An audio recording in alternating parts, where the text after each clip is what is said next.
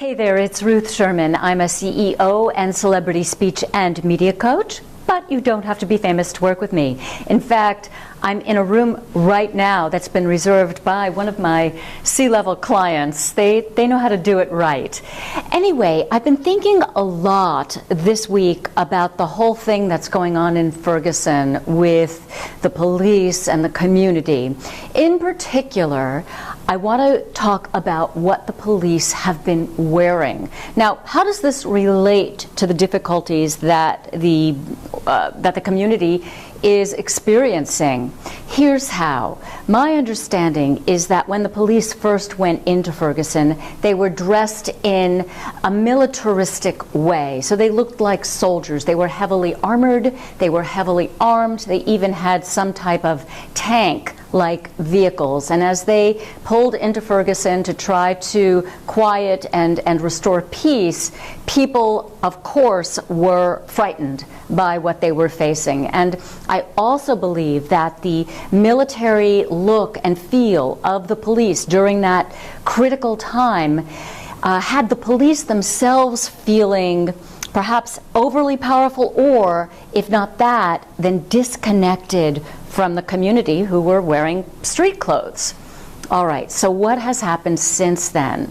There have been a number of other police actions, demonstrations, marches, and so forth.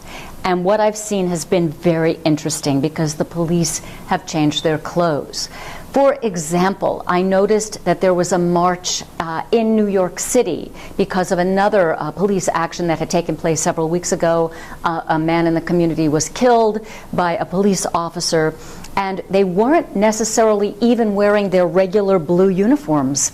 They instead were wearing shorts, blue t-shirts like lacrosse shirts, and they were not wearing, they of course were wearing their guns and they were armed, but they looked so much less threatening. So why do I bring this up? I bring it up because what you wear has an effect on not only how you communicate with other people, but how you feel. So make sure when you're dressing that you are taking into consideration all of that stuff.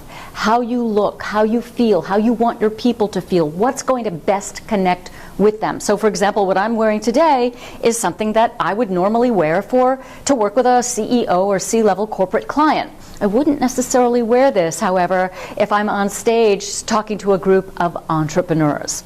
So, as you think about what's been going on with Ferguson, start observing the way people in the community and people who are entrusted with keeping the peace in a community, the police officers in this case, keep a watch on what it is they're wearing, because they are very, very cognizant of how they communicate.